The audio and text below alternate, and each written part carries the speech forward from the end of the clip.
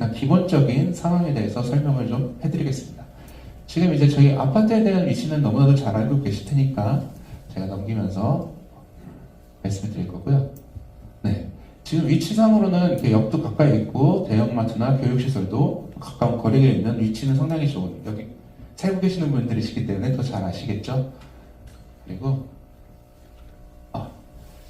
이제 지금 이제 저희가 상황, 아파트 현재 상황으로 다 봤을 때 1021세대 그리고 사용승인 일자는 96년으로 되어 있고 용적률은 266.8% 그리고 3종으로 되어 있으신 부분이라서 주거지역으로서는 아까 전에 말씀드렸듯이 가장 거의 높은 단계에 이제 있으신 분이에요. 이 상황이. 그리고 이거는 이제 여러분들의 아파트가 얼마만큼 지어질 수 있느냐에 대해서 말씀을 드리면, 원래는 지금 3종 주거 같은 경우는 서울시에서는 250% 용적률, 근데 아마 기부 체납을 더 하시고 추가 인센티브를 받으셔서 지금 266%로 하셨죠. 그래서 이제 나중에 이제 정비례 통과되고 나서 정비구역 지정이라는 절차를 진행하실 때 도시설계업체랑 진행을 하실 텐데, 그때 만약 준주거 대상이 돼서 준주거가 지역으로 바뀌게 되면 최대한의 이렇게 용적률이 더 올라와서 건물을 더 많이 지을 수 있는 대신에 그만큼의 기부 체납을 해야 됩니다. 땅을 주던가 아파트를 임대를 쳐서 진행을 해야 됩니다. 그리고 이제 재건축에서 간단하게 이제 절차, 지금 현행 법상 절차입니다. 지금 여기 현대아파트 같은 경우는 안전진단을 하는 단계입니다. 지금 이제 정밀안전진단을 통과해서 재건축을 할 수 있는 등급이 나와야지만 재건축 사업을 할 수가 있고요. 이거 이후에 이제 정비구역 지정이라는 걸 합니다. 그러면 저희 지금 아파트 땅이 있잖아요. 그 땅에 뭐 공원을 짓고 도로를 만들고 아파트는 어느 정도의 규모로 지을 수 있다라는 정도의 물론 진행하는데, 이것도 역시 여러분들이 이바지한 동의를 해서 진행을 하는 절차가 될 거고요. 이 이후에 이제 추진위원회라는 정식적인 인가받을 수 있는 단체가 설립이 됩니다. 그러면은 어떻게 보면은 이제 2단계에서부터 주민들의 동의가 과반수 이상의 동의를 받아서 추진위원회가 설립이 돼야 되고요. 그러면은 구청으로부터 승인을 받게 됩니다. 그 다음에는 이제 다시 추진위원회 이후에 전체 75% 이상의 동의를 또 받아서, 대신에 추진위원회 동의하신 분들은 의제 처리됩니다. 조합 설립입니다. 이거는 이제 다닥져 이제 전체적으로 법적인 단체가 설립이 되는 겁니다. 그래서 조합 설립이 되고, 이 사이에 이제 시공사라든지 저희 같은 정비업체라든지 설계업체를 총회에서 선정하시는 절차가 생기고요. 그리고 건축심의나 각종 평가 등 진행합니다.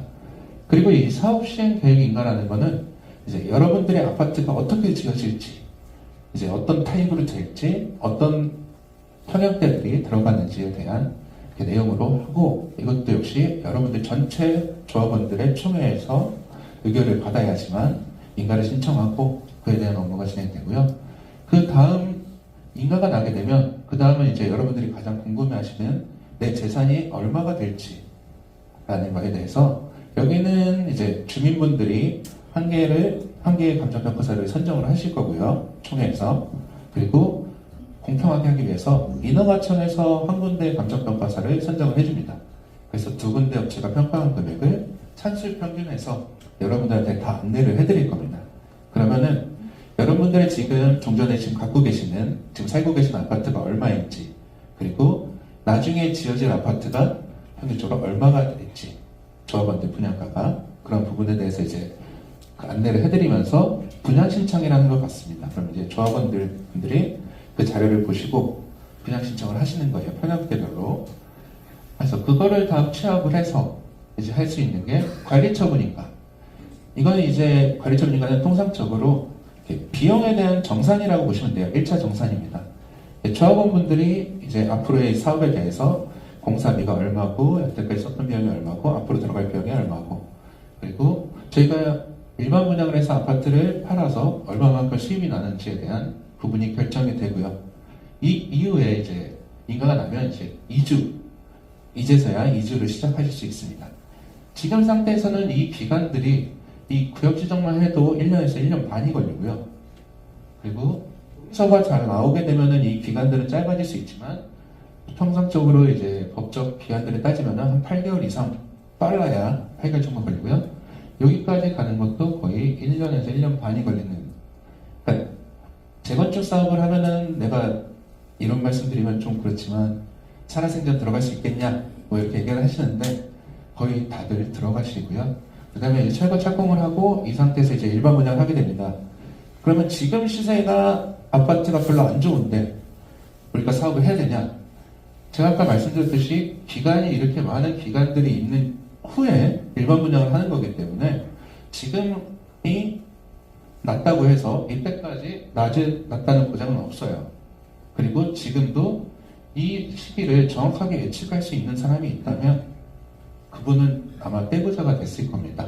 네, 그래서 이때까지 이렇게 정확한 법적인 절차들을 다 진행을 해서 준공하고 입주를 하시고 이전고시 이제 등기를 이제 여러분들의 이름으로 만들어서 청산하는 절차가 지금 현행법상 재건축 사업의 절차입니다.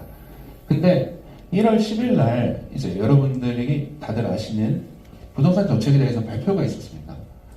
재건축 정비 사업의 패스트 트랙이라는 절차였죠.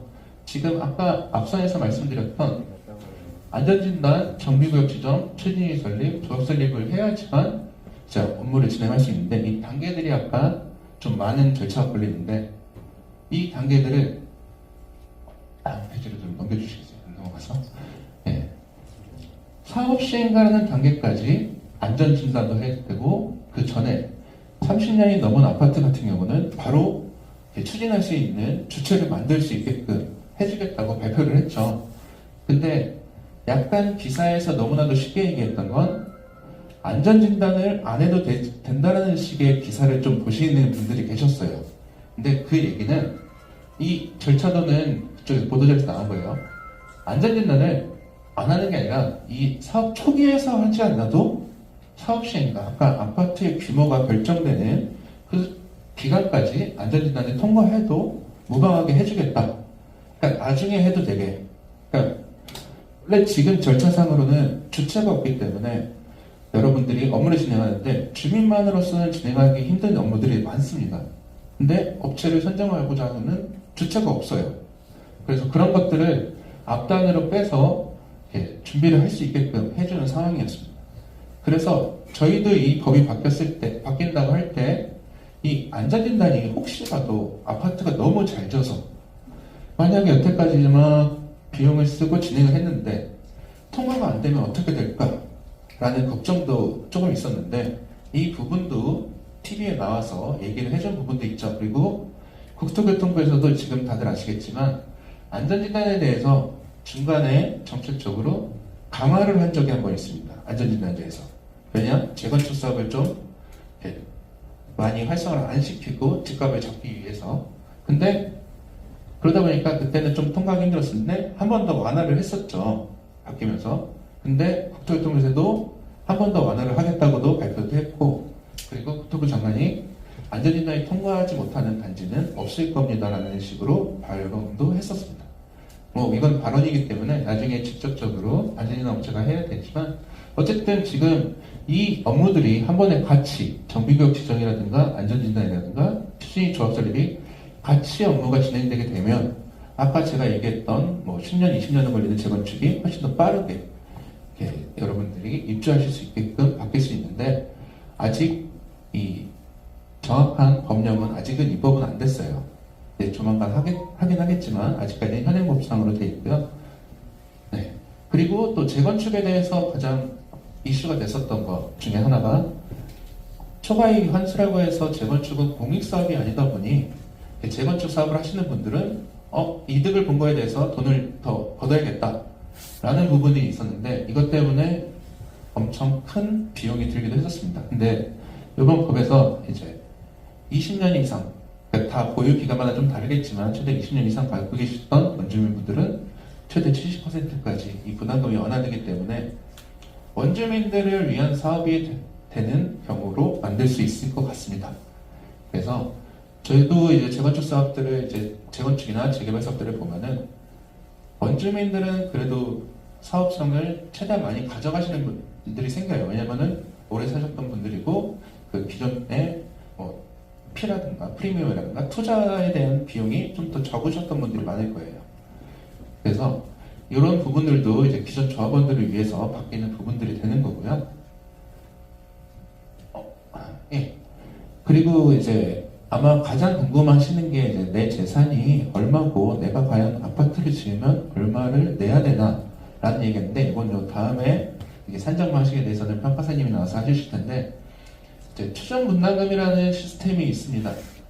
이 추정 분담금에서 이제 추정이라는 단어가 들어가 있는 것처럼 누구도 정확하게 금액은 알 수는 없죠. 하지만 여태까지 있었던 데이터들을 통해서 이렇게 추정 분담금이라는 걸 하는데, 지금은 이제 지층이 바뀌어서 아까 전에 구역 지정, 우리 아파트가 공원이 어디 들어가고 도로가 어디 들어가고 아파트를 어떻게 짓겠다는 기본적인 계획을 세울 때도 추정 분담금이 들어가고, 그 서울시에서는 조합 설립이라는 동의서를 받기 전에, 그리고 사업 시행과 총회 개최 전에, 그리고 분양 신청 통지 전에는 심의위원들한테 추정 분담금에 대해서 심의를 받게 되어 있습니다. 그러니까 이때도 정확한 금액은 아니지만 그래도 그 지자체에서 여러분들에 대한 추정 분담금에 대한 산출이 너무 거짓이 있는지, 너무 이렇게 미래에 핑크빛만 보여주는지, 아니면 제대로 됐는지, 그런 부분들도 나올 수 있는 부분들이 바뀌어서 이렇게 예전처럼 뭐 이렇게 기존에 들어주셨던 내 분담금보다 나중에 입주하고 나서 나중에 정산할 때 그 내가 추가적으로 또 돈을 더 내는 부분이 많이 줄어들었습니다. 그래서 사업을 하시는데 참고를 하실 수 있는 부분들이 있습니다.